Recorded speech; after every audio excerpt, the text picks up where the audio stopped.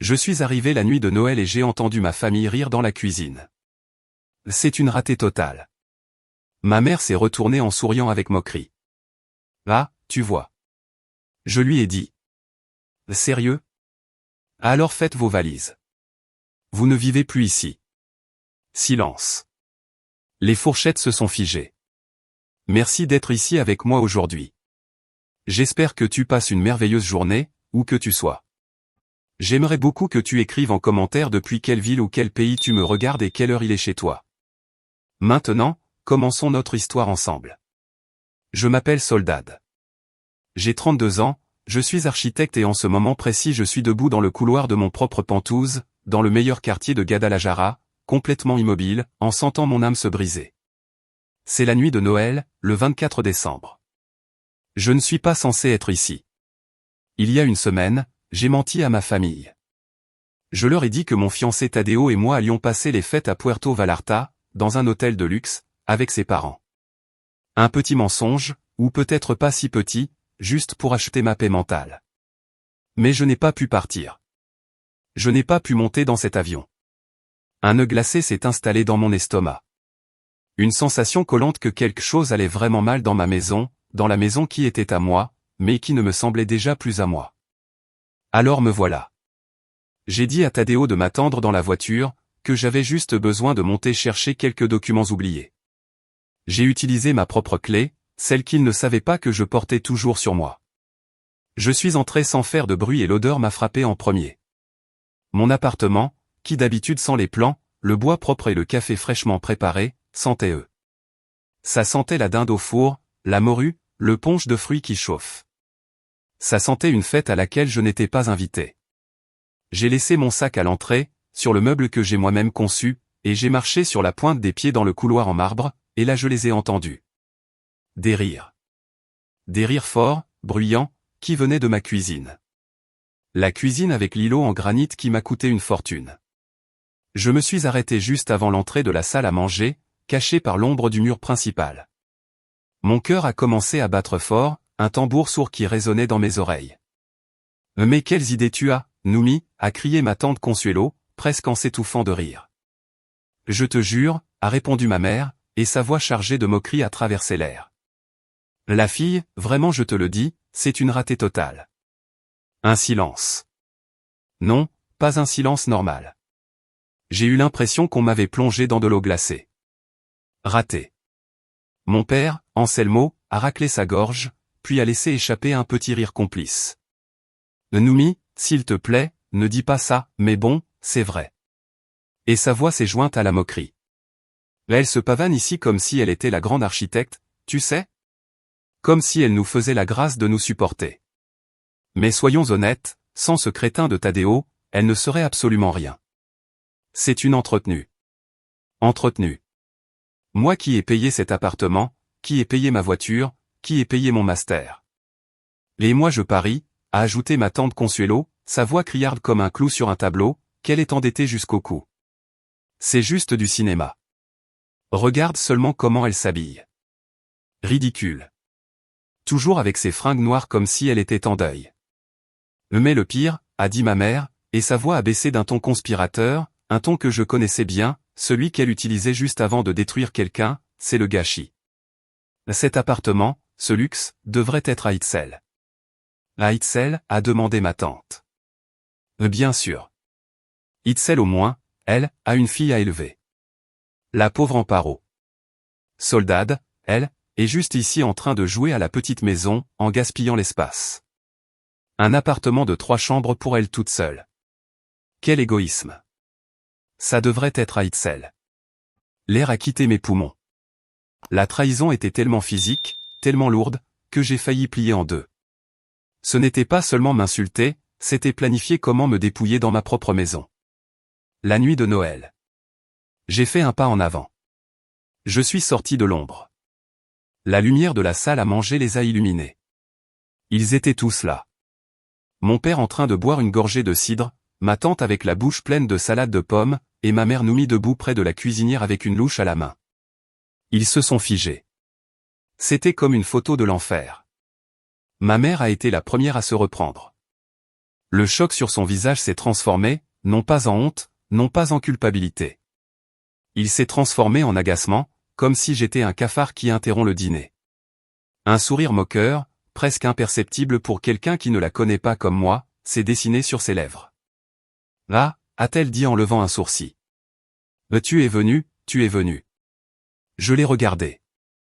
J'ai regardé la dinde qui dorait dans mon four. J'ai regardé les bouteilles de vin sur mon bar. J'ai regardé les personnes qui étaient censées m'aimer. Quand ma voix est sortie, ce fut un murmure rauque. « Sérieux ?» Mon père a posé le verre sur la table. « Ma fille, mon petit soleil, ce n'est pas ce que... » J'ai levé la voix et cette fois elle ne tremblait pas. Elle a résonné claire, froide, mortelle. « Sérieux ?» Ma mère a sursauté. « Alors faites vos valises », ai-je dit en savourant le venin sur ma propre langue. La confusion a traversé leur visage. « Faites vos valises », ai-je répété en séparant chaque syllabe. « Vous ne vivez plus ici. » Silence. Un silence tellement absolu, tellement lourd, que j'aurais pu construire un immeuble avec lui. Les fourchettes sont restées figées à mi-chemin. Noël était terminé. Pour comprendre pourquoi une fille ferait ça, pourquoi une fille, la veille de Noël, mettrait sa propre famille à la porte, il faut revenir 6 mois en arrière. 6 mois, au jour où j'ai décidé d'être leur sauveuse. Il y a 6 mois, ma vie était ce que j'appellerais stable, ou peut-être parfaite si j'osais utiliser ce mot. Tadeo et moi venions de fêter nos 2 ans ensemble. Lui, un brillant ingénieur logiciel, la personne la plus logique et la plus posée que je connaisse, était mon ancre. Et moi, après des années à travailler 2 fois plus pour recevoir la moitié de la reconnaissance dans des cabinets d'architectes dominés par des hommes, j'avais enfin le mien. Architectura Soldad, un nom simple, mais c'était le mien. Et cet appartement, ce Penthouse, était mon trophée. Je l'ai trouvé brut, en chantier, comme une toile blanche dans le ciel de Providencia. Je l'ai dessiné moi-même, chaque plan, chaque finition. C'était mon sanctuaire. La preuve tangible que la petite fille de Colima, celle qui avait toujours été trop sérieuse ou trop ambitieuse, y était arrivée. Tadeo et moi étions sur le balcon, en train de trinquer avec du tequila, en regardant les lumières de la ville, quand mon téléphone a sonné. C'était un numéro inconnu. Je n'ai pas répondu. Il a sonné encore, et encore. « Réponds, Sol », a dit Tadeo. « Ça peut être important. » C'était une cousine éloignée de Colima. « Soldad. Grâce à Dieu je te trouve. Tu as entendu pour l'ouragan. » L'ouragan avait tout emporté. Mon cœur a fait un bond. Colima, mes parents, ma sœur. J'ai allumé la télé.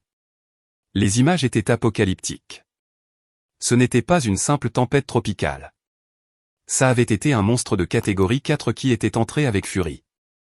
Les rues de mon enfance étaient des rivières de boue. Les infos montraient la zone basse, le quartier où mes parents vivaient encore, sous l'eau. J'ai appelé une 20aine de fois. Rien. Les lignes étaient mortes. Je dois y aller, ai-je dit à Tadeo, en cherchant déjà les clés de mon 4x4. Sol, c'est dangereux. Les routes? Je dois y aller, Tadeo. Les 3 heures de Guadalajara à Colima ont été les plus longues de ma vie. La route était détruite. J'ai dû prendre des détours par des chemins de terre. Quand je suis finalement arrivé, le soleil était en train de se coucher. La scène était biblique. J'ai retrouvé mon ancienne rue, ou ce qu'il en restait, et je les ai trouvés. Ils étaient sur le toit d'un voisin, couverts de boue, le regard perdu. Ma mère Noumi serrait ma nièce Amparo, 3 ans, dans ses bras. Mon père Anselmo, pantalon retroussé, regardait le vide. Et ma sœur Itzel, 24 ans, assise sur une chaise en plastique cassée, pleurait en silence. J'ai couru vers eux. Maman. Papa. Ma mère a levé la tête et s'est effondrée. Ma fille, mon soleil, Soldad. On a tout perdu. Tout. Elle m'a serré avec une force qui m'a coupé le souffle. Elle sentait la boue, la peur, l'eau stagnante. La maison où j'avais grandi, n'était plus qu'un tas de briques mouillées et de souvenirs pourris. Ils avaient perdu les meubles, les vêtements, les photos, tout. On est à la rue, Soldad, a murmuré mon père, sa voix rauque. À la rue. Et à ce moment-là, l'architecte en moi, la planificatrice, la sauveuse, a pris le contrôle. Non, lui ai-je dit, ma voix ferme alors qu'à l'intérieur je tremblais. Non, vous n'êtes pas à la rue. Vous venez tous avec moi. Où, a demandé Itzel, sa voix n'était qu'un fil. À Guadalajara.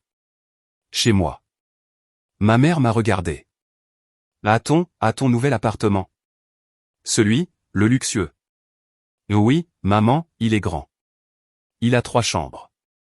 Moi, je vais déménager temporairement chez Tadeo. Vous resterez là-bas le temps qu'il faudra, jusqu'à ce que les choses se calment. Mon père a éclaté en sanglots. Un sanglot dur, sec. Je ne sais pas quoi dire, ma fille. Ne dites rien. Vous êtes ma famille. Cette nuit-là, je les ai fait monter dans mon 4x4. Sales, puants, traumatisés, avec seulement quelques sacs en plastique contenant le peu qu'ils avaient réussi à sauver. Sur le chemin du retour, ma mère n'a pas lâché ma main. Tu es notre ange, mon petit soleil, murmurait-elle. Notre ange gardien. Je te jure que ce ne sera que quelques semaines, juste jusqu'à ce que l'assurance nous paie quelque chose et qu'on puisse, tu sais, recommencer. Quelques semaines. Je l'ai cru parce que je voulais la croire, parce qu'à ce moment-là, en voyant ma famille brisée dans le rétro, je me suis senti pour la première fois de ma vie, non pas comme la ratée ou la bizarre. Je me suis senti comme l'héroïne. Quelle idiote. Quelle idiote naïve j'ai été. Le premier mois a été supportable, c'était une logistique compliquée. Déplacer mes affaires dans l'appartement de Tadeo, leur acheter des vêtements, leur acheter de la nourriture, écouter encore et encore leurs histoires d'horreur sur l'ouragan. Ils étaient reconnaissants, ou du moins ils faisaient semblant de l'être. Et quel beau sol, ma fille, disait mon père Anselmo en admirant le parquet. Je n'ai jamais vu ça. Lui qui s'y connaît un peu en plomberie, il a même réparé une petite fuite dans la salle de bain des invités. C'est le minimum que je puisse faire, disait-il en s'essuyant la sueur, fier. Ma mère nous mit garder la cuisine impeccable. Je ne veux pas déranger, disait-elle. Ne t'occupe pas de nous. Même Itzel, ma petite sœur, semblait comprendre la gravité de la situation. Itzel a toujours été la préférée, la belle fille. Pendant que moi je me brûlais les yeux sur le calcul, Itzel faisait des concours de beauté. Pendant que je faisais des plans, Itzel prenait des selfies. À son âge, avec une fille de 3 ans, Amparo, et un copain qui s'est volatilisé, elle restait la princesse de mes parents, vivant avec eux sans travail fixe. Mais même elle, ce premier mois-là, faisait la vaisselle de temps en temps. Je me sentais bien. C'est ça, la famille, ai-je dit à Tadeo un soir, dans son appartement, qui était maintenant notre appartement temporaire. Tadeo, toujours pragmatique, a juste hoché la tête. Tant que c'est temporaire, sol. Mais les semaines se sont transformées en 1 mois, puis 2, et la gratitude s'est évaporée. Elle a séché aussi vite que la boue dans les rues de Colima. La gratitude a été remplacée par le confort, et le confort par le sentiment de droit. Ça a commencé par de petites choses, des invasions subtiles de mon espace, de mon identité. Je suis rentré un mardi du bureau. J'avais une réunion avec un client important et j'avais besoin de récupérer des échantillons de matériaux que j'avais laissés dans mon studio. Je suis entré dans l'appartement. Silence. Il devait être sorti faire des courses. Je suis allé au salon et je me suis arrêté net.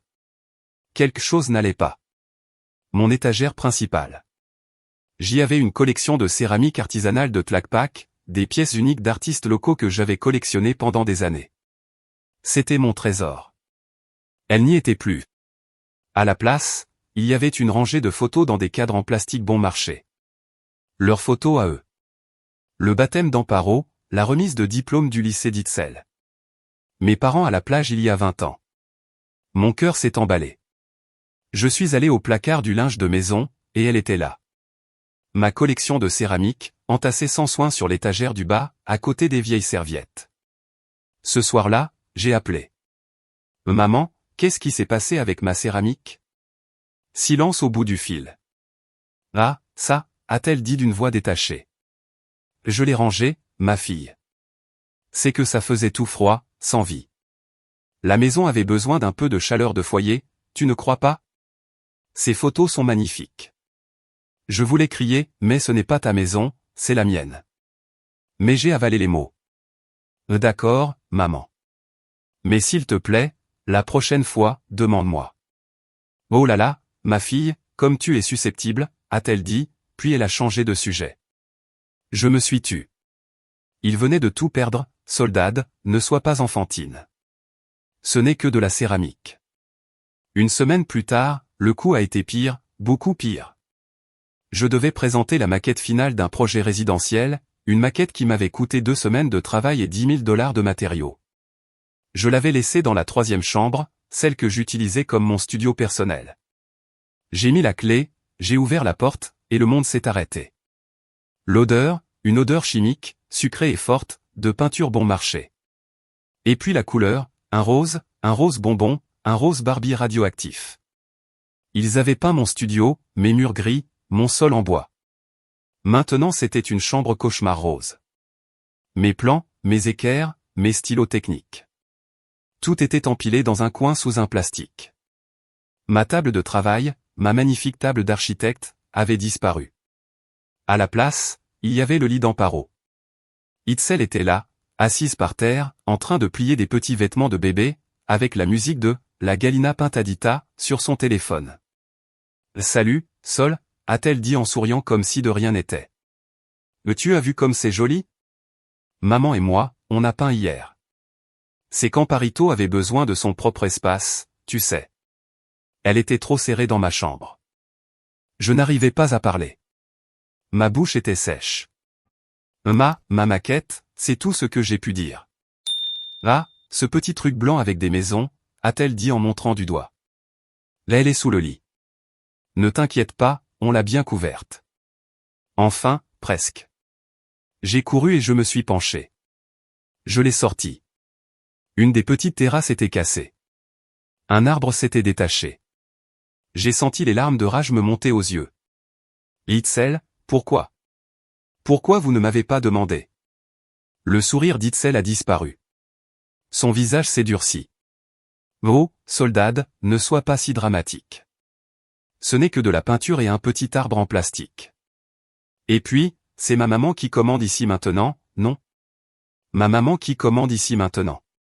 Je suis sorti de là, je suis sorti de l'appartement, j'ai couru jusqu'à l'ascenseur avec la maquette cassée dans les mains. J'ai pleuré tout le trajet jusqu'à l'appartement de Tadeo. Il m'a vu. Il a vu la maquette, il a vu mes larmes. Mais qu'est-ce qu'ils ont fait, Sol, a-t-il demandé, sa voix dangereusement calme. Je lui ai tout raconté. Tadeo n'a rien dit, il s'est juste levé, il est allé à la cuisine et m'a préparé un thé. Quand il est revenu, il m'a dit. Tu dois les faire partir, Soldad. Je ne peux pas, ai-je murmuré. C'est ma famille. Non, a-t-il dit en s'asseyant à côté de moi. Ta famille te respecterait. Eux, ils sont en train de te dévorer vivante. Et ce soir-là, le coup final est venu. Mon père m'a appelé. Ma fille, a dit Anselmo. Je pensais à ce copain à toi, Tadeo. Tu es sûr qu'il te traite bien? Comment ça, je ne sais pas? Il a l'air très prétentieux. Non, je ne le sens pas. Tu ne crois pas que tu devrais déjà penser à te marier correctement avec quelqu'un de ton niveau? Je veux dire, tu n'es plus si jeune, mon petit soleil. L'horloge ne s'arrête pas. C'était un coup bas, un coup direct à l'estomac. Ils savaient que Tadeo était mon soutien et ils essayaient de me l'enlever. Je n'ai presque plus de batterie, papa, ai-je dit. J'ai raccroché. Ce soir-là, pendant que Tadeo dormait, moi je suis resté éveillé. J'ai regardé cet homme merveilleux qui me respectait et m'aimait. Et j'ai pensé à ma famille et, pour la première fois, j'ai ressenti de la haine. Les mois 3 et 4, c'est là que l'invasion s'est transformée en pillage financier. Le confort s'est installé complètement. Ce n'étaient plus des invités reconnaissants, c'étaient les propriétaires de la maison qui, par hasard, ne payaient ni loyer, ni électricité, ni eau, ni internet, ni courses. Et alors ont commencé les demandes d'argent. La première a été ma mère. Un mardi matin. Ma fille, m'a-t-elle appelé. Comment tu vas? Écoute, je suis désolé, mais figure-toi qu'il n'y a plus de lait en poudre pour Amparo, ni de couche. Et la pension de ton père ne tombe que la semaine prochaine. Tu ne pourrais pas me faire un petit virement? Je ne sais pas, $5 000? Juste pour la petite. Pour la petite. Le bouclier humain parfait. Bien sûr, maman.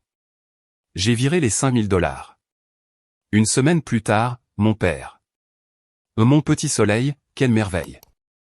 Ton projet de tour est superbe. Écoute ma fille, la voiture d'Itzel, ce vieux tas de ferraille qu'ils ont réussi à sortir de la boue, est en train de lâcher. Le mécano dit que c'est les freins et avec la petite, c'est dangereux. J'ai soupiré. J'étais en pleine révision de plan. Papa, Itzel ne travaille pas. Ce ne serait pas mieux qu'elle prenne un Uber ou le bus? La ligne est restée silencieuse, puis la voix de mon père, pleine d'une fausse déception. Soldade. Par pitié, c'est ta sœur, ta nièce. Tu veux qu'il leur arrive quelque chose? Ça te coûte tellement d'aider ta famille. Qu'est-ce que les gens vont dire de toi? La culpabilité, mon ancien ami. C'est combien? Ai-je demandé en me massant les tempes. Le mécano dit 10 000 $ pour que ce soit bien fait. J'ai fermé les yeux. J'ai viré les 10 000 $. 2 semaines plus tard, ma mère encore. Cette fois, sa voix était sombre, presque funèbre. Ah, ma fille, ton père, je ne sais plus quoi faire avec lui. Il est tellement déprimé, il a l'impression qu'il ne vaut plus rien, qu'il a tout perdu. Hier je l'ai vu pleurer. Mon cœur s'est serré. Maman, qu'est-ce que je peux faire? Je l'emmène chez un médecin? Non, non, ma fille, ce n'est pas ça. C'est qu'on a vu un petit terrain à Colima, une affaire. Un ami à lui le vend. Si on pouvait donner un acompte, juste 20 000 $, juste pour qu'il sente qu'on reconstruit quelque chose, tu comprends?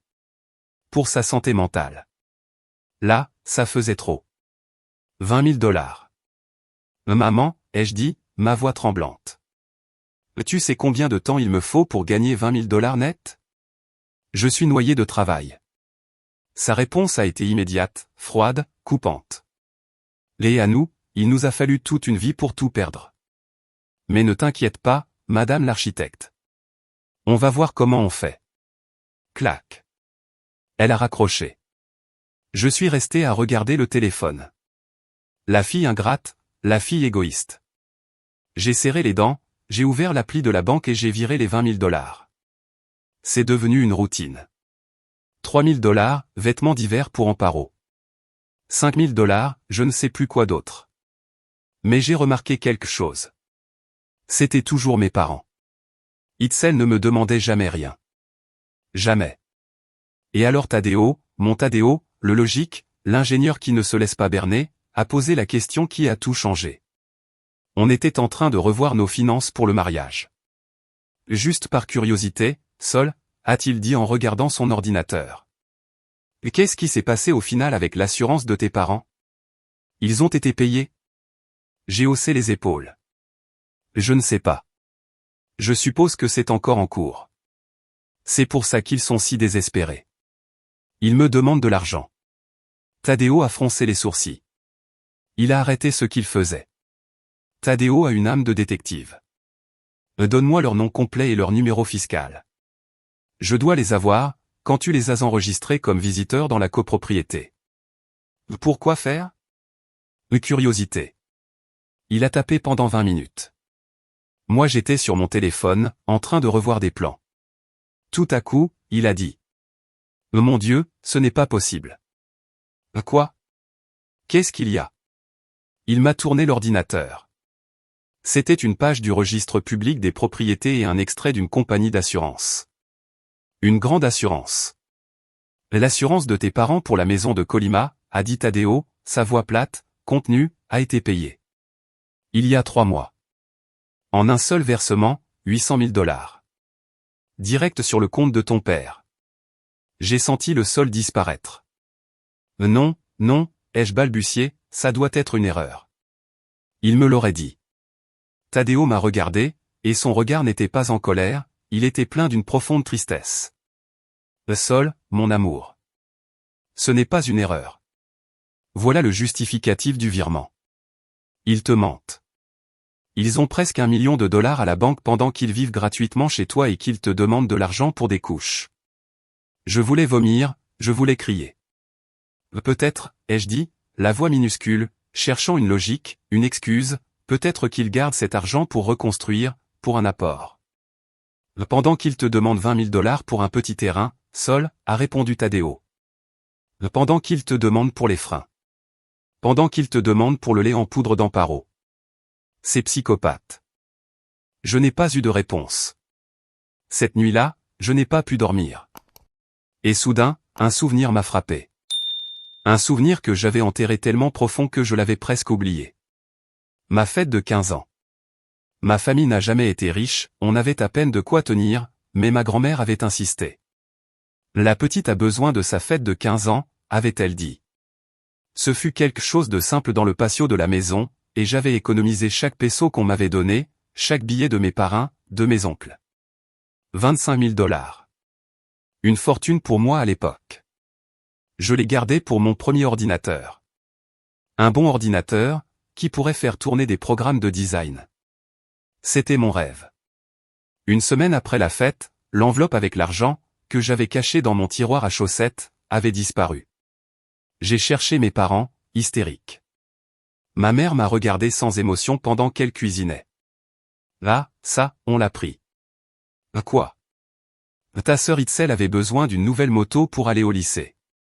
Celle qu'elle avait était dangereuse. Mais c'était mon argent, c'était ma fête, mes cadeaux. Mon père est intervenu en abaissant le journal. Ne sois pas égoïste, Soldad. Tu es l'aîné. Tu dois être compréhensive. Itzel est plus fragile. Toi, tu es la forte. Tu comprends les sacrifices. J'ai pleuré pendant une semaine, mais j'ai appris la leçon. J'étais la forte, celle qui se sacrifie, celle qui fournit. Itzel était la fragile, celle qui reçoit. Et mes parents étaient les gestionnaires de cette injustice.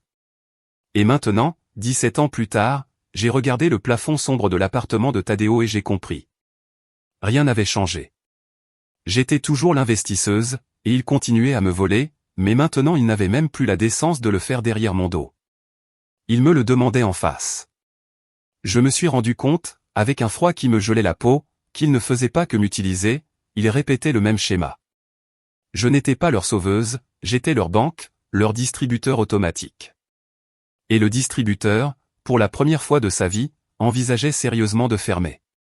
La semaine suivante a été un enfer silencieux. Comment tu agis quand tu sais que les personnes qui sont censées t'aimer le plus te mentent en face de façon aussi flagrante? Je suis devenue froide, distante. J'ai adopté la tactique du « trop occupé ».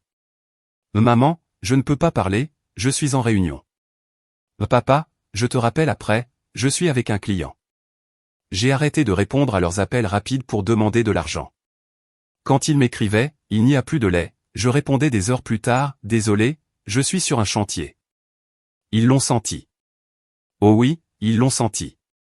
La tension dans l'appartement était palpable, même pour moi qui n'y allais presque plus. Ma mère, experte en manipulation passive-agressive, a commencé à me laisser des messages vocaux. Bien sûr, Soldad, maintenant que tu as ta vie avec ton copain, tu ne te soucies plus de nous. Ni de ta sœur, ni de ta nièce. Comme tu oublies vite qui t'a donné la vie. Ma fille, on n'a pas bien mangé depuis 2 jours. Ton père est très triste, mais ne t'inquiète pas, on ne veut pas être un poids. Je devenais folle. La culpabilité me dévorait vivante, mais la colère face au mensonge de l'argent de l'assurance était plus forte. J'étais paralysée, furieuse, mais aussi noyée dans une culpabilité étouffante. Que faire? Les confronter pour l'argent, les mettre dehors, et Amparo? La petite n'y était pour rien. Tadeo me regardait me consumer. Sol, tu dois décider. Soit tu les confrontes, soit tu acceptes que ce sera ta vie pour toujours. Je n'étais pas encore prête. Et puis, une semaine avant Noël, l'appel qui allait tout changer est arrivé. Ma mère, Noumi. Sa voix était du miel pur, faussement douce. Ma fille, mon petit soleil, devine quoi? À quoi, maman, ai-je dit, méfiante. Eh bien, c'est qu'on sent déjà Noël arriver, et on pensait que, puisque nous sommes ici, on va faire le réveillon ici à la maison. Je suis resté glacé. Ici à la maison. Ma maison. Ah, a-t-elle continué, sans remarquer mon silence stupéfait. Oui, en fait j'ai déjà invité ta tante Consuelo et ses enfants. Tu sais, pour qu'ils ne passent pas ça seul. On va faire de la dinde, de la morue, de la salade de pommes comme avant. Quelle émotion. Évidemment, toi et Tadeo, vous devez venir, hein. Un frisson m'a parcouru. Ils étaient en train d'organiser une fête dans ma maison, en invitant des gens sans me consulter. Elle ne demandait pas la permission, elle m'informait. Elle me traitait comme une invitée de plus, non, pire, comme la fournisseuse du lieu, dans ma propre propriété. La colère que j'ai ressentie était tellement intense, tellement pure, qu'elle m'a surprise. Et, à cet instant, j'ai pris une décision.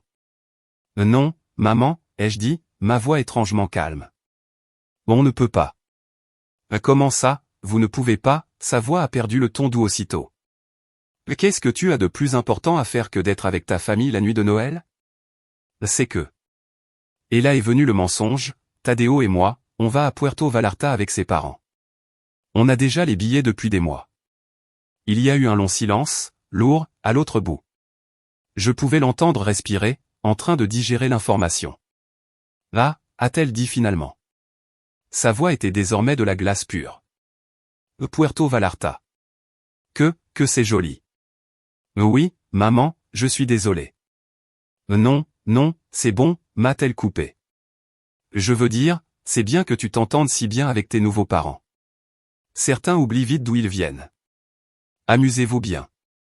C'est bien que tu aies de l'argent pour voyager. Clac. Elle a raccroché. Je suis resté à regarder mon téléphone. Je me suis senti sale d'avoir menti, mais une partie de moi s'est sentie puissante. Je venais de lui dire non. Mais elle, bien sûr, n'en avait pas fini. Une minute après, mon téléphone a vibré. Un message WhatsApp de sa part. Ma fille, quelle tristesse pour Vallarta. Dis, puisque tu ne vas pas être là, tu peux me transférer 15 000 $ pour la dinde et la morue? Pour ceux qui restent, je veux dire, c'est ta maison, non? Le minimum, c'est que tu participes au dîner. Voilà. C'était ça, le moment.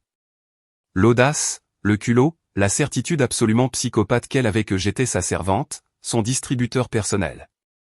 Me demander 15 000 $ pour une fête dans ma maison, à laquelle je n'étais pas invité parce que j'étais supposé être ailleurs, payé par moi, pour qu'il puisse continuer à parler mal de moi, chez moi.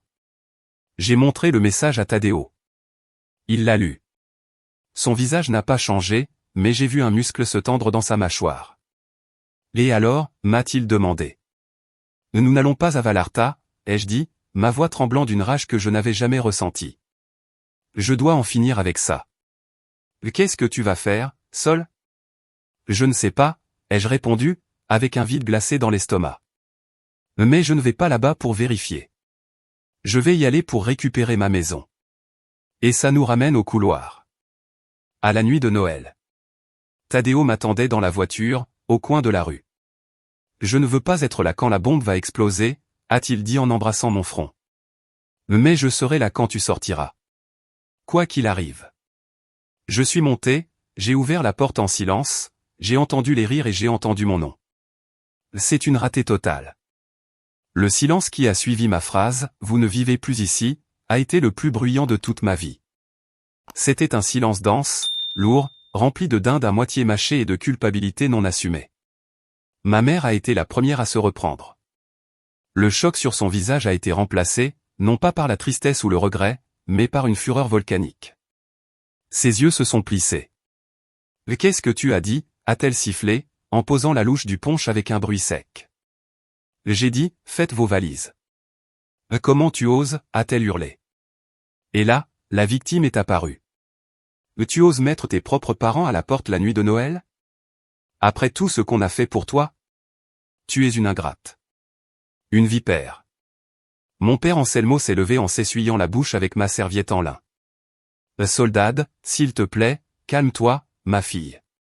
C'était une blague. On plaisantait. Une blague, ai-je répété en sentant la glace envahir mes veines. M'appeler raté dans ma propre cuisine, c'est une blague? Dire que je suis une entretenue, que je ne suis rien sans Tadeo, c'est une blague? Planifier comment offrir mon appartement à Itzel, c'est une blague, papa? Le mot est sorti avec tellement de venin que mon père a reculé.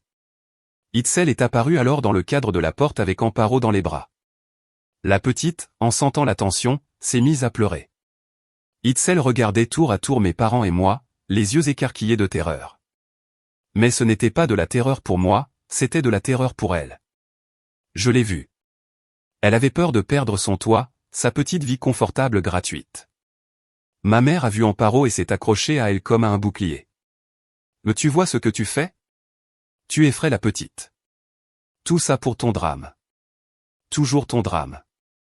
Le drame est fini, ai-je dit, ma voix tranchante. Vous avez une semaine, jusqu'au 1er janvier. 7 jours pour sortir vos affaires de mon appartement. Tu ne peux pas nous faire ça, a gémi mon père. Regardez-moi, ai-je dit.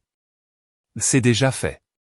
Une semaine, ou le 1er janvier à 9 h du matin, Tadeo et moi nous appellerons la sécurité de la copropriété et on vous fera sortir pour occupation illégale. C'est clair? Ma tante Consuelo, qui était restée silencieuse, a attrapé son sac. Je partais justement. Noumi, je t'appelle demain. Elle est sortie en courant comme si l'immeuble était en feu. J'ai jeté un dernier regard à ma mère. Son visage était un masque de haine pure. J'ai fait demi-tour et je me suis dirigé vers la porte. Tu vas le regretter, m'a crié ma mère. Tu vas revenir en rampant, soldade, et moi je ne te pardonnerai pas. Tu es en train de ruiner Noël. J'ai ouvert la porte. C'est vous qui l'avez ruiné il y a 6 mois, ai-je dit, et j'ai fermé la porte derrière moi. J'ai couru jusqu'à l'ascenseur, les mains tremblantes au point que j'arrivais à peine à appuyer sur le bouton. Dès que les portes se sont fermées, je me suis effondré. Je me suis laissé glisser jusqu'au sol et j'ai laissé sortir le premier sanglot. Quand je suis arrivé à la voiture de Tadeo, je tremblais. Il n'a rien dit, il a juste ouvert la porte, m'a aidé à monter et m'a tendu un mouchoir. Il a conduit jusqu'à son appartement en silence. Cette nuit-là, nous n'avons pas dormi. Le matin de Noël était surréaliste. Tadeo a préparé du café. On s'est assis sur son canapé, en regardant le sapin éteint. À 10 h du matin, mon téléphone a vibré. Un message WhatsApp. C'était ma mère. Mon cœur s'est arrêté. Je l'ai ouvert. Bonjour, ma fille. Hier soir tu es partie très vite. Quel dommage. Amparo t'a manqué. Tu veux que je te garde un peu de morue? Elle est délicieuse. J'ai failli vomir. C'était du gaslighting au maximum. Faire comme si la plus grande confrontation de nos vies n'avait tout simplement pas existé. J'ai montré le téléphone à Tadeo. Il a lu le message, a soupiré et m'a pris le téléphone des mains. « Tu ne vas pas répondre à ça », a-t-il dit. Je ne l'ai pas fait. Les 3 jours suivants ont été une guerre froide. Je n'ai pas répondu au message de la morue. Je n'ai pas répondu non plus aux 2 appels de mon père, qui, sûrement, étaient pour me dire d'y réfléchir, de revenir en arrière. Mon silence les rendait fous. Je le savais. Ils avaient l'habitude de mes réactions, de ma culpabilité, du fait que je finissais toujours par céder. Mon silence était une nouvelle arme qu'ils ne savaient pas comment contrer. Itzel m'a envoyé un message le 28 décembre. Sol, s'il te plaît, parle-moi. Maman est comme une folle. Papa ne quitte pas le canapé. Tu vas vraiment nous mettre dehors? Je l'ai regardé. Nous. Elle s'était incluse dans le paquet. Itzel, ai-je répondu, j'ai entendu ce qu'ils ont dit de moi. J'ai entendu ce que toi tu n'as pas dit pour me défendre. On parlera plus tard. Elle n'a pas répondu. Ce même après-midi, tante Consuelo a fait son mouvement sur Facebook, une publication publique pour que tous ses contacts la voient. Et quelle tristesse de voir comment les enfants qui réussissent aujourd'hui oublient ceux qui se sont sacrifiés pour eux. Ils jettent leurs parents à la poubelle comme si de rien n'était, mais Dieu voit tout et le karma est grand. Ma mère a commenté presque aussitôt, « Amen, sœur », avec un cœur rouge. J'étais furieuse. Elles contrôlaient le récit. Elles étaient en train de me peindre en méchante, en fille ingrate, en riche qui écrase les pauvres. J'étais sur le point d'écrire une réponse furieuse quand Tadeo m'a arrêté. Ne fais pas ça, Sol. Ne te mets pas à leur niveau. Elle cherche une réaction. Il avait raison. J'ai éteint le téléphone. Mais le véritable coup, la goutte qui a fait déborder le vase et qui a changé tout mon plan, est arrivée ce soir-là. J'étais en train de vérifier mon compte bancaire, en me préparant à l'avalanche de dépenses de fin d'année de mon cabinet d'architecte, et j'ai vu quelque chose qui m'a glacé le sang. Une demande de transfert, une demande d'argent par virement. Elle venait du compte de mon père, Anselmo. Montant, 4500 $. Motif, frais de scolarité d'Amparo. Semaine prochaine. Je suis resté à regarder l'écran. 4500 $. Après que je les ai mis dehors, après qu'ils m'ont traité de raté, après que je les ai découverts avec l'argent de l'assurance, ils osaient encore me demander de l'argent, en utilisant Amparo, encore une fois. Mais cette fois, quelque chose en moi a fait clic. La rage a disparu, la culpabilité a disparu, la douleur a disparu, et tout a été remplacé par une clarté froide, dure comme l'acier.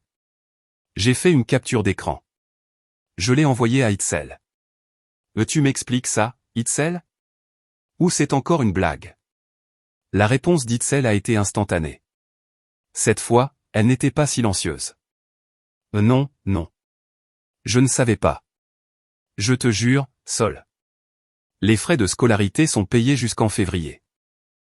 Mon Dieu, ils utilisent Amparo. Ils utilisent mon nom.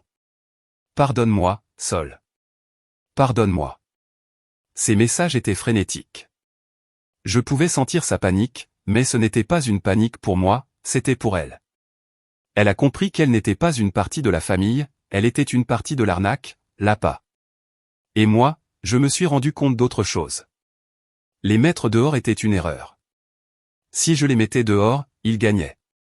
Ils partiraient avec leur argent d'assurance, iraient vivre ailleurs et passeraient le reste de leur vie à raconter que leur fille riche et méchante les avait jetés à la rue à Noël. Ils seraient les victimes pour toujours, et moi la vilaine. Non. Je n'allais pas leur donner cette satisfaction. J'ai regardé Tadeo. Il observait mon visage. Il a vu le moment exact où mon expression a changé. Sol, qu'est-ce que tu es en train de penser? Je me suis levé et je suis allé chercher mon ordinateur. Je ne vais pas les mettre dehors, Tadeo, ai-je dit, ma voix métallique. Quoi? Tu vas les laisser rester? Oh oui, ai-je dit en ouvrant un nouveau document Word. Ils vont jouer à la petite maison, mais ils vont jouer selon mes règles. Quelles règles? J'ai commencé à taper. Je suis architecte. Je suis la propriétaire. Eux sont mes locataires. Il est temps qu'ils signent un contrat de location. Le 30 décembre à 20h, Tadeo et moi avons sonné à la porte de mon appartement. La porte s'est ouverte et c'est mon père qui était là. Quand il m'a vu, et qu'il a vu Tadeo derrière moi, son visage est devenu pâle. Soldad, qu'est-ce que? Tu nous laisses entrer, papa, ai-je dit d'une voix aimable mais ferme. Ou tu préfères qu'on parle ici dans le couloir, où tous les voisins peuvent entendre? Il s'est écarté. Ma mère était sur le canapé, en train de regarder une telenovela, faisant comme si nous n'existions pas. Le salon était impeccable. Ils avaient nettoyé. Probablement qu'ils pensaient que s'ils se comportaient bien, je changerais d'avis. Maman, éteins la télé, s'il te plaît. Elle m'a ignoré. Tadeo a fait un pas en avant. Madame Noumi, Soldad vous parle. Ma mère a serré la télécommande et la télé s'est éteinte. Le silence est revenu. Et maintenant, quoi, a dit ma mère, sans me regarder. J'ai sorti de mon porte-document une liasse de papier, un contrat de location professionnelle, rédigé par l'avocat de Tadeo cet après-midi même. J'ai aussi sorti le terminal de paiement de mon bureau. J'ai posé les deux sur la table basse. Ma table basse. J'ai réfléchi, ai-je commencé, ma voix calme. Tu as raison, maman. Les mettre dehors en ce moment, c'est compliqué. C'est beaucoup de paperasse. J'ai vu une lueur de victoire dans ses yeux, un petit sourire arrogant. Elle a cru qu'elle avait gagné. Donc, ai-je continué, j'ai décidé que vous pouvez rester. Mon père a poussé un soupir de soulagement. Ah, ma fille, je savais que... À une condition, les jeux interrompus. Le sourire de ma mère a disparu. Ceci, ai-je dit en montrant les papiers, est un contrat de location légale, notarié. À partir du 1er janvier, demain, si vous voulez continuer à vivre ici, le loyer de cet appartement est de 30 000 $ par mois. Mon père s'est étranglé avec sa propre salive. Il a commencé à tousser. Quoi? 30 000? Tu es folle. En fait, c'est un prix d'amis, ai-je dit tranquillement. Un pantouse à Providencia se loue 40 ou 50. Mais je suis compréhensive. Tu ne peux pas nous faire ça, a crié ma mère, maintenant debout. Nous sommes tes parents. C'est ton obligation. Non, ai-je répondu, ma voix glacée. Mon obligation est envers moi-même. Mon obligation est envers l'architecte que vous avez traité de raté et d'entretenu dans sa propre cuisine. Et il se trouve que la ratée, c'est votre propriétaire. Mon père était livide. Non, on n'a pas cet argent, soldade. Tu le sais. Oh, c'est là que tu te trompes, papa, ai-je dit. Je sais parfaitement que vous l'avez. Je sais pour le paiement de l'assurance, le gros chèque que vous avez encaissé il y a 3 mois et que vous avez oublié de mentionner pendant que vous me demandiez de l'argent pour des couches. Ce fut le coup de grâce. Le visage de ma mère est passé de la haine à la panique pure. Ils étaient démasqués. Donc, vous avez 2 options, ai-je dit en poussant le contrat vers eux. Option A, vous signez ce contrat, vous me payez le 1er mois d'avance, aujourd'hui. J'ai montré le terminal. Et l'option B, a murmuré mon père. Option B, vous ne signez pas, et Tadeo, qui a son téléphone dans la main, appelle tout de suite la sécurité de la copropriété et on vous met dehors ce soir pour occupation illégale, avec vos valises dans la rue. Et croyez-moi, avec l'administrateur qu'on a, ils le feront. Tadeo a levé son téléphone, montrant l'écran. Ils se sont regardés. Ma mère a regardé mon père. J'ai vu le calcul dans leurs yeux. J'ai vu la haine. Ils savaient que je les tenais. Ils savaient que je savais pour l'argent. Ils étaient coincés. Tu es un monstre, a sifflé ma mère. Je suis une femme d'affaires, ai-je répondu. Vous avez 5 minutes. Le silence s'est étiré. Finalement, mon père, tremblant, a pris le stylo. Apporte la carte, Noumi. Anselmo. Apporte-moi la carte, a-t-il crié. Ma mère est allée dans sa chambre et est revenue. Elle ne me l'a pas donnée à moi. Elle a jeté une carte de débit dorée sur la table. J'ai pris la carte, j'ai tapé 30 000 $. Entre ton code, s'il te plaît, papa. Il l'a fait. 1 seconde. Traitement en cours. Accepté. La petite imprimante du terminal a ronronné. Le son le plus satisfaisant du monde. SHHH. J'ai arraché le ticket. Signe ici, s'il te plaît. Il a signé. Bienvenue chez vous, locataire, ai-je dit. J'ai rangé mon terminal, le contrat signé et le ticket. Le paiement, c'est le 1er de chaque mois. Un jour de retard et l'avocat commencera la procédure d'expulsion. Bonne nuit. Tadeo et moi avons marché vers la porte. Je te déteste, m'a crié ma mère.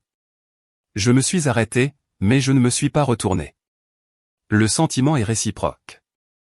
Et je suis sorti de mon propre appartement. Quand les portes de l'ascenseur se sont fermées, Tadeo m'a regardé. J'avais le visage impassible. Ça va, m'a-t-il demandé. Non, ai-je dit. Mais ça ira. On est arrivé à son appartement. Je suis entré, j'ai enlevé mes chaussures et je suis allé directement à mon ordinateur. J'ai ouvert mon appli de banque. Elle était là. Un nouveau solde, plus 30 000 $. L'argent de la trahison, l'argent de l'extorsion, l'argent du loyer. Je l'ai regardé pendant 10 minutes. Je n'en avais pas besoin. Grâce à mon travail, je gagnais bien ma vie. Cet argent me brûlait. C'était de l'argent sale, payé avec de la haine. Mais soudain, j'ai su exactement quoi en faire. Ce n'était pas mon argent, c'était de la justice poétique. J'ai cherché dans mes contacts. J'avais le RIB d'Itzel, un compte que je l'avais aidé à ouvrir des années plus tôt pour les urgences, mais qu'elle n'utilisait presque pas. J'ai ouvert la section « Transfert ». Montant, 25 000 $. Je gardais 5 000 $. C'était exactement ce que coûtait l'entretien mensuel de la copropriété et les services qu'ils utilisaient. Je n'allais pas payer ça en plus. Mais les autres 25 000 $? Motif, pour ta liberté. Clique sur « Transférer ». Immédiatement, j'ai envoyé un message WhatsApp à Itzel. Regarde ton compte bancaire. C'est ton dépôt de garantie et les 3 premiers mois de loyer de ton propre appartement. La réponse a mis des heures à venir. J'étais déjà au lit. Tadeo ronflait doucement à côté de moi, mais je n'arrivais pas à dormir. À 2 heures du matin, mon téléphone a vibré. C'était Itzel. Qu'est-ce que tu as fait? C'est quoi cet argent? Je ne peux pas l'accepter. Il vient d'où? Je lui ai répondu. Il vient d'eux. Je viens de leur faire payer le premier mois de loyer. Quoi? Ils ont voulu jouer à la petite maison. Parfait. Maintenant, ce sont mes locataires. Mais leur argent, l'argent qu'ils t'ont refusé, l'argent qu'ils ont utilisé pour te contrôler, va maintenant te libérer. Il y a eu un long silence. Je voyais qu'elle écrivait, puis effaçait. Finalement, un appel est entré. C'était elle. Sol, a-t-elle dit, sa voix brisée. Ils sont furieux. Maman a cassé une assiette. Papa boit. Il crie que tu es une voleuse. Ils m'ont traité de raté, Itzel. Ils m'ont volé à mes 15 ans. Ils nous volent toutes les deux depuis toujours. Mais, qu'est-ce que je fais, moi, avec cet argent, a-t-elle sangloté. J'ai peur. Je vais te dire ce que tu vas faire, ai-je dit, ma voix se durcissant. Tu vas prendre cet argent. Demain, dès la première heure, tu vas commencer à chercher un petit appartement, pas cher, près de ton travail. Tu vas signer un bail et tu vas te barrer de là. Tu vas prendre Amparo et tu vas construire une vie où elle ne grandit pas en pensant que ça, cette toxicité, c'est normal. Je ne sais pas si je peux. Mais si, tu peux, les jeux interrompus, parce que maintenant tu as un avantage. Tu as leur argent. C'est eux qui financent ta fuite. Tu imagines quelque chose de plus parfait? C'est fini, Itzel. Fini de ne pas faire de vagues. Fini d'être les victimes. Maintenant, tu es avec moi. Un autre silence. J'ai entendu sa respiration coupée. Oui, a-t-elle dit finalement. Sa voix n'était qu'un murmure, mais elle était là. Je suis avec toi. Je vais chercher un appartement. Bien, ai-je dit. Maintenant, dors. Demain, ta nouvelle vie commence. J'ai raccroché. Et pour la première fois depuis des mois, je me suis senti légère. Le plan était en marche. Les jours suivants ont été un chaos d'activités secrètes. Pendant que mes parents pourrissaient dans leur colère silencieuse dans mon Penthouse, maintenant leur prison à $30 000, Itzel était en mode survie. Elle a trouvé un petit appartement de 2 chambres à Zapopan. Ce n'était pas luxueux, ce n'était pas à Providencia, mais c'était propre, sûr, et proche d'une garderie correcte. Le loyer était de $8 000 par mois. C'est parfait, m'a-t-elle écrit, en m'envoyant des photos floues. Signe, lui ai-je répondu. Utilise l'argent. Le vrai défi, c'était la manipulation de ma mère. Maintenant que j'étais l'ennemi public numéro 1, Noumi s'accrochait à Itzel comme à sa dernière alliée, sans savoir qu'Itzel préparait aussi sa trahison. Ma fille, j'ai entendu ma mère dire à Itzel au téléphone un jour, Itzel m'ayant mis en haut-parleur en silence depuis la salle de bain, tu es la seule qui me reste. Ta sœur, cette étrangère, veut nous détruire, elle veut diviser la famille, mais elle n'y arrivera pas, hein? Tu es ma gentille fille. Itzel tremblait. Maman, a-t-elle dit d'une voix faible. Tu es la seule qui puisse la faire revenir à la raison, Itzel. Parle-lui. Dis-lui d'arrêter. Dis-lui de nous demander pardon. Qu'elle nous rende l'argent. Les Sissol a raison, a murmuré Itzel. La ligne s'est glacée. Qu'est-ce que tu as dit? La voix de ma mère était dangereuse. Je veux dire que, peut-être que pour l'histoire de l'argent de l'école, on est allé trop loin. Maman, c'était mal. Vous avez utilisé Amparo. Voilà, la colonne vertébrale qu'Itzel n'avait jamais eue. Ne t'avise pas, Itzel, a hurlé ma mère. Ne t'avise pas de te mettre de son côté. Après tout ce que je t'ai donné. Tu vis sous mon toit. Ironique, le toit était à moi. Je dois y aller, maman, a dit Itzel, et elle m'a raconté que ça, c'était la partie la plus difficile. Amparo a besoin de changer d'air, et moi aussi. On revient dimanche. Et avant que ma mère puisse protester davantage, elle a pris Amparo, son sac à couche et la valise, et elle est sortie. 1 heure plus tard, elle était dans l'appartement de Tadeo. Amparo s'est endormie tout de suite sur le matelas gonflable. Tadeo, le saint qu'il est, a juste souri et a commandé des pizzas pour tout le monde. Itzel s'est assise sur le canapé avec une tasse de thé entre les mains, en tremblant. Je l'ai fait, a-t-elle murmuré. Oui, tu l'as fait, ai-je dit. Ils vont devenir fous, surtout quand ils sauront d'où vient l'argent pour ton nouvel appart. On s'est regardé, et pour la première fois depuis des mois, on a ri. Un rire vrai, un peu hystérique, mais réel. Le rire de deux sœurs qui, enfin, sont du même côté. Le week-end d'Itzel est devenu le début de sa nouvelle vie. Le vendredi, pendant que mes parents étaient au supermarché en train de dépenser l'argent de mon loyer, ironie totale, Tadeo et moi avons fait l'opération d'extraction. Nous sommes allés à l'appartement de Zapopan et avons payé le dépôt et le premier mois. Nous avons récupéré les clés. Ensuite, nous sommes allés à Montpentouse. J'ai utilisé ma clé maîtresse. Vous avez 10 minutes, ai-je dit à Tadeo et à Itzel. Nous avons couru. Nous n'avons pas pris de meubles. Juste l'essentiel, le lit pliant, les vêtements d'Amparo, les documents importants d'Itzel, son acte de naissance, celui d'Amparo, ses papiers de l'école. On a tout mis dans des sacs poubelles noirs. Tadeo a fait 3 voyages par l'ascenseur de service. À 16 heures, l'appartement d'Itzel avait un lit pliant, un matelas gonflable et 2 valises, mais il était à elle. On a laissé Itzel là, au milieu de son salon vide, serrant Amparo dans ses bras. Ça va aller, lui ai-je demandé. Elle a hoché la tête, les yeux brillants de larmes, mais cette fois c'étaient des larmes différentes. Sol, a-t-elle dit, merci. Non, ai-je répondu. Remercie-les, eux. C'est eux qui ont payé pour ça. Le calme a duré jusqu'au dimanche soir. À 20 heures, mon téléphone a explosé. C'était mon père. Soldad. Où est Itzel?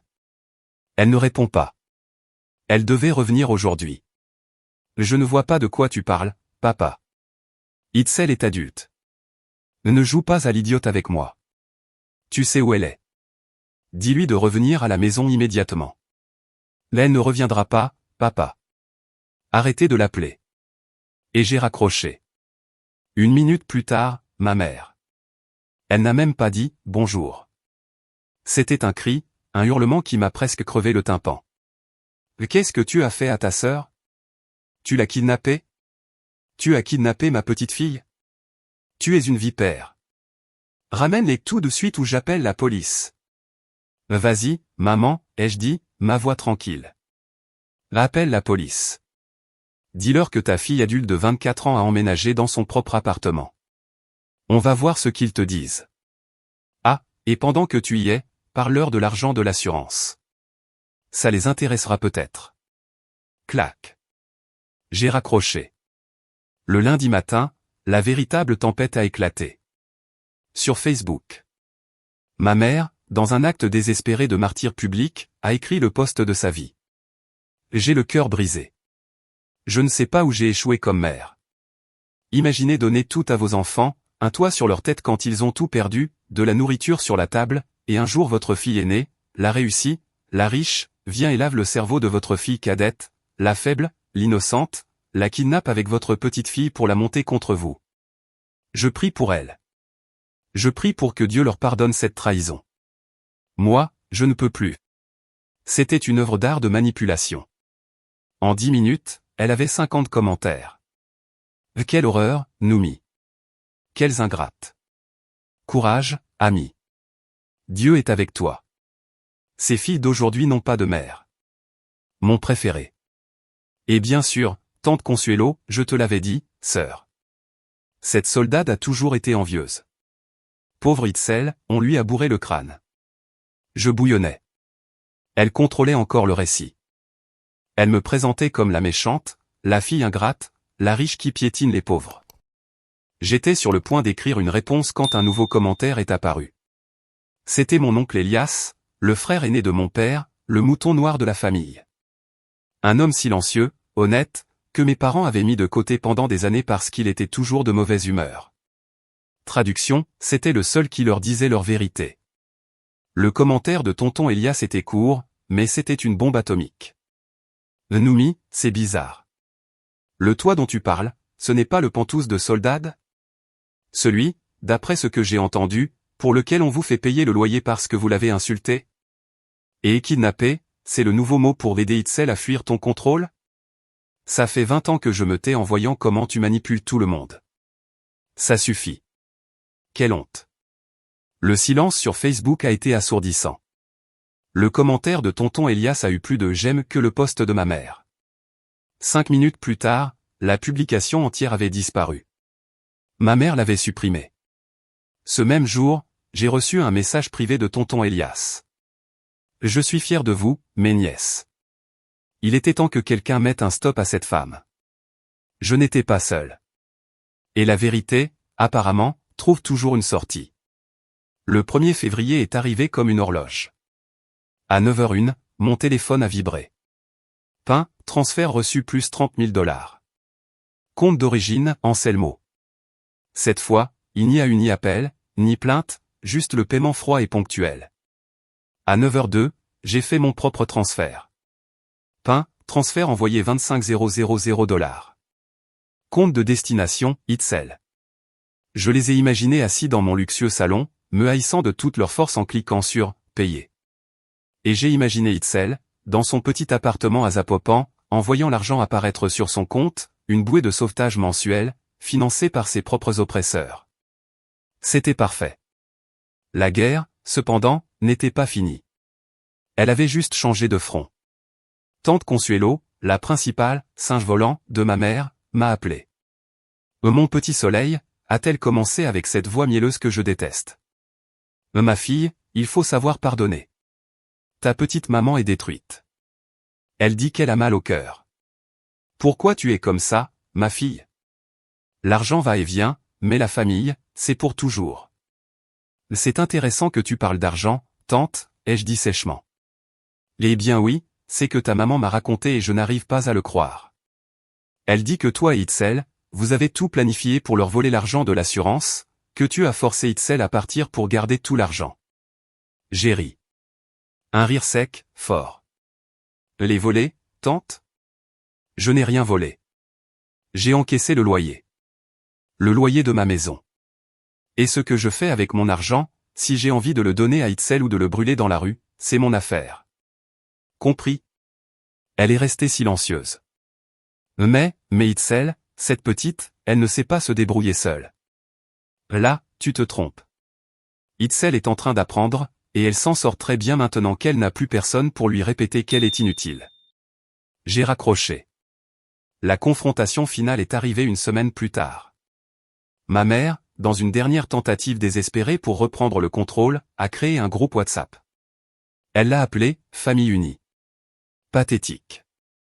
Elle a ajouté tout le monde, tante Consuelo, tonton Elias, des cousins qui ne vivaient même pas dans la ville, mon père, moi, et, je suppose, par erreur ou par espoir stupide, Itzel. Le premier message venait d'elle. Je veux que toute la famille soit témoin. Soldad et Itzel, mes filles, m'ont trahi, m'ont volé et m'ont abandonné. J'exige qu'elles rendent l'argent qu'elles ont pris et qu'elles viennent dans cette maison me demander pardon à genoux. Le groupe est resté silencieux. Tout le monde était en ligne, en train de lire. J'ai regardé le message. Tadeo me regardait de l'autre côté du canapé. Qu'est-ce que tu vas faire? J'ai souri. Je vais terminer ça. J'ai ouvert la galerie de mon téléphone. J'ai cherché la capture d'écran du virement de mon père, celui de 30 000 $. Je l'ai envoyé dans le groupe. Tu parles de cet argent, maman, ai-je écrit. Le paiement ponctuel du loyer. Ne t'inquiète pas, il est parfaitement en sécurité. Je pouvais presque entendre les mâchoires tomber, mais je n'avais pas fini. Une minute plus tard, Itzel a répondu. Itzel, ma petite sœur, la fragile, l'inutile. Elle a envoyé une photo. C'était une photo d'Amparo endormie dans son nouveau lit, dans une petite chambre mais lumineuse, remplie de jouets. Et sous la photo, Itzel a écrit. Merci de sponsoriser notre nouvelle vie, papa, maman. On utilise l'argent très sagement. Le dépôt de l'appartement est payé, et l'inscription d'Amparo à la garderie aussi. Merci pour votre soutien. N'oubliez pas de payer le 1er mars. Bisous. L'effondrement a été instantané.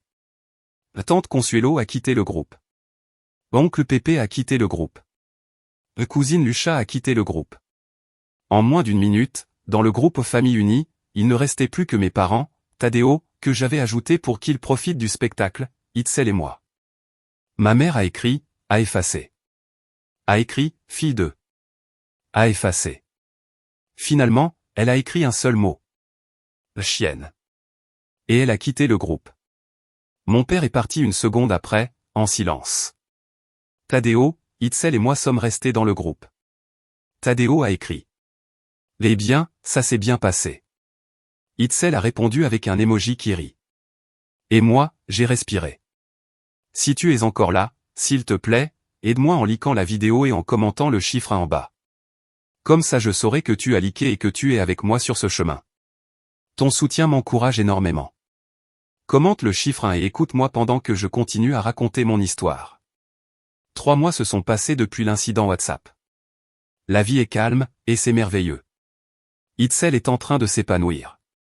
La voir, c'est comme voir une personne totalement nouvelle. Elle s'est inscrite à un cours de comptabilité en ligne. Elle dit qu'elle veut trouver un travail à mi-temps depuis la maison, pour pouvoir être avec Amparo sans dépendre de personne. La semaine dernière, je lui ai rendu visite dans son appartement. Il est petit. Les murs sont fins, on entend le voisin. Mais ça sent le foyer. Ça sent la paix. Elle essayait de monter une petite étagère IKEA, en jurant à voix basse. « Laisse-moi t'aider », ai-je dit. « Non », a-t-elle répondu avec un sourire têtu. « Je peux le faire. C'est important pour moi. » Je l'ai regardé lutter avec une vis pendant 10 minutes, mais à la fin, l'étagère tenait debout. Elle s'est essuyé le front et m'a regardé avec une fierté que je ne lui avais jamais vue. Je crois que le mois prochain, je pourrai payer le loyer toute seule, a-t-elle dit presque timidement. J'ai un peu d'économie et je vais commencer à vendre des gâteaux. Tu peux garder l'argent qu'ils envoient. Je l'ai prise dans mes bras. Garde-le toi. Pour l'université d'Amparo, ou pour ta prochaine étagère.